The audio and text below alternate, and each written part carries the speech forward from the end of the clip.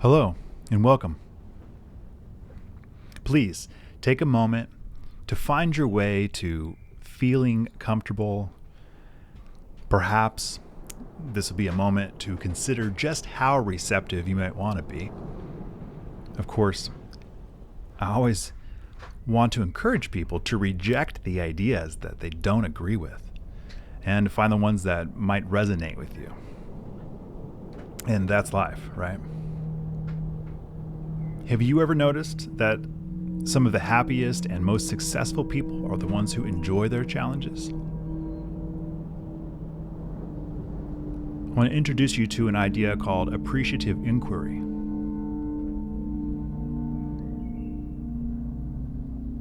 Do you believe in building on your personal strengths, building on your personal interests, and expanding on things that make you smile?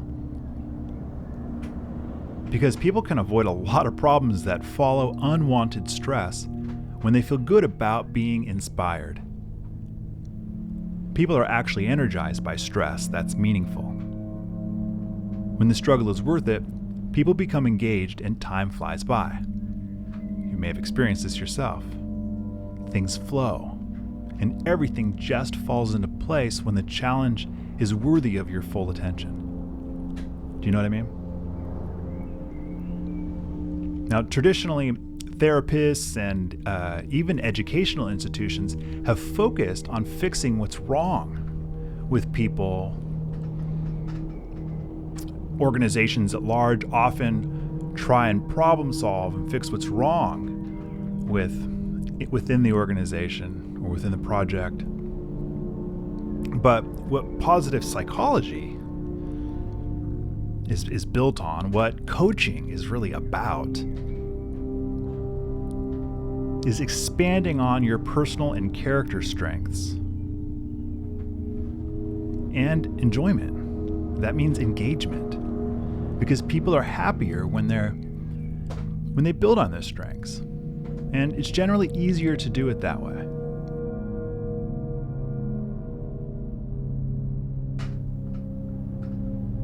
People tell me there just isn't enough.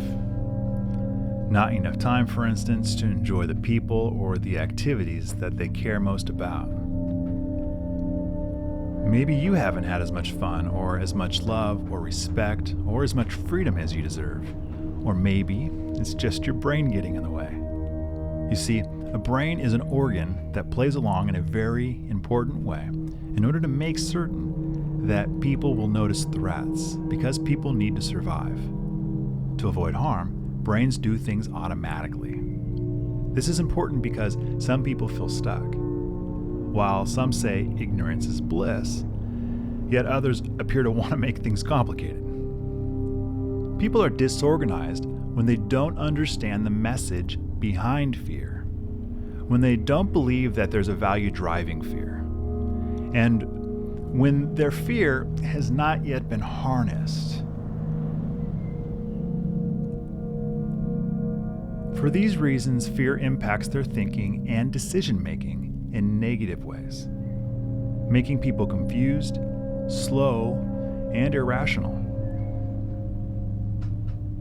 Maybe you've seen someone like this. Maybe you know somebody like this. Maybe we're all like this a little bit once in a while.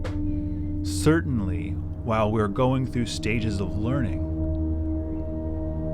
we're impacted by this kind of confusion, irrational thinking. Maybe think of the time when you learned to ride a bike. Maybe you've watched a child learn to walk. People get frustrated and they get over it.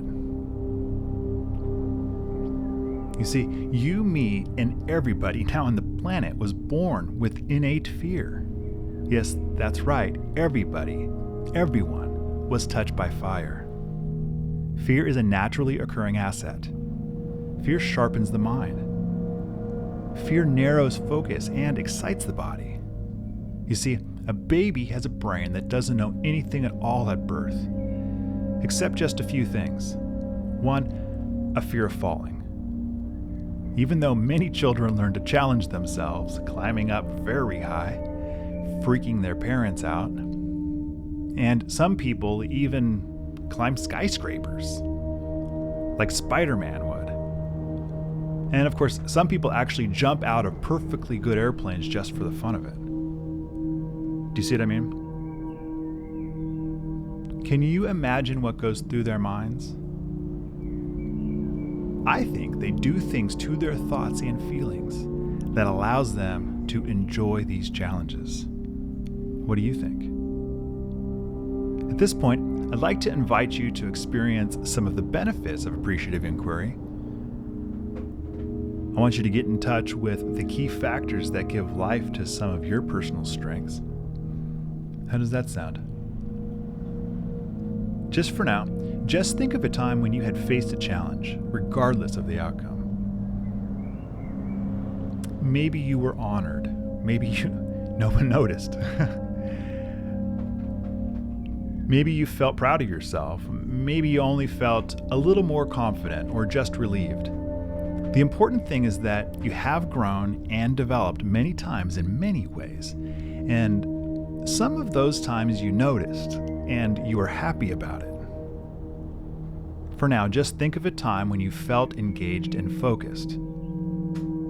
A time when you were facing a challenge.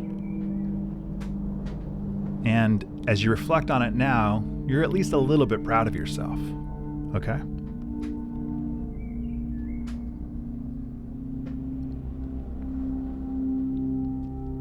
In order to do this, it actually helps to first conjure the feeling of pride.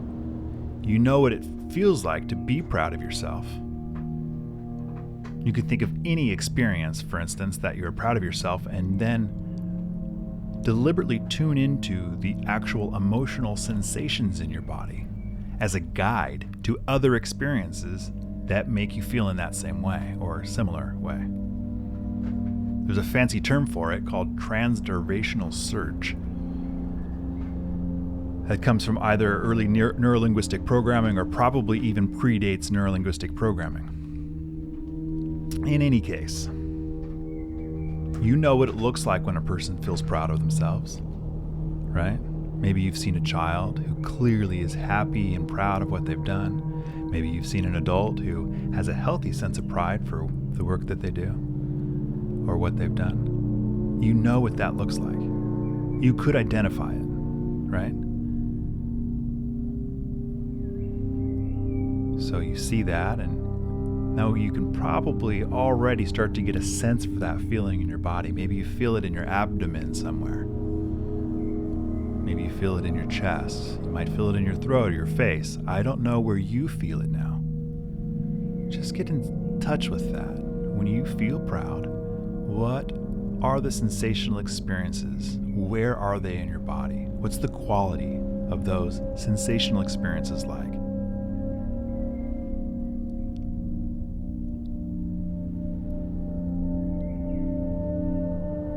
Just think of a time when you felt focused, when you were facing a challenge. I'll ask you just a few questions here, just to ponder for now. And I'll take you further into discovery if it captures your interest.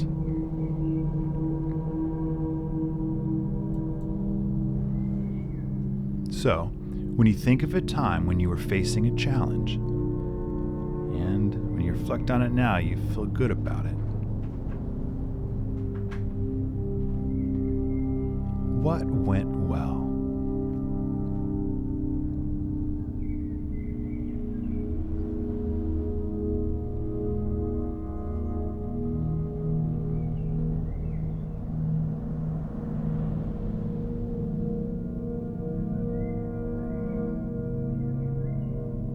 What did you value about yourself or your performance?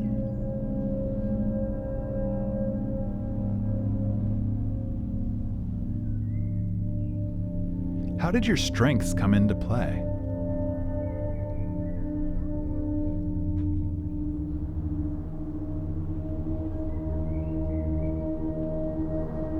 Last but not least, what was the high learning point for you?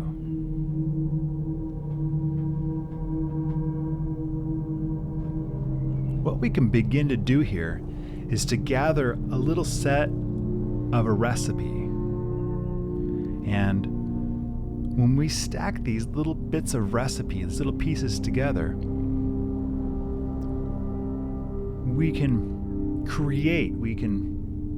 develop a structure of an internal experience. And that then becomes a guide for our unconscious alignment, for behavior, for performance, for perspective.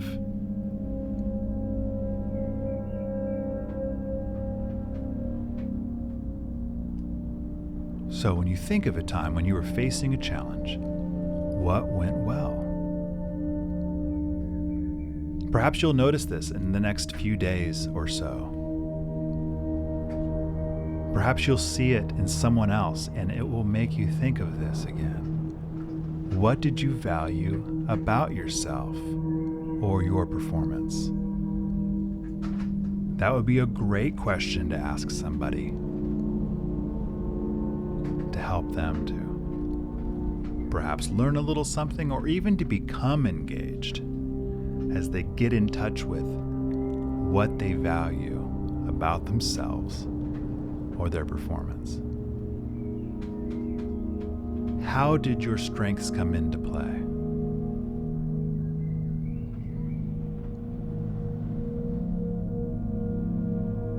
And finally, what was the high learning point for you?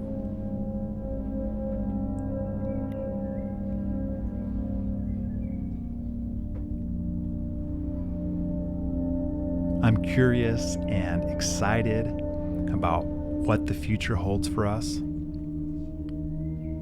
I'm excited to share this fantastic philosophy and method called Appreciative Inquiry. It's the kind of thing that is underlined with a few principles, and I'll explain more in depth in future sessions. It's one of my favorite subjects.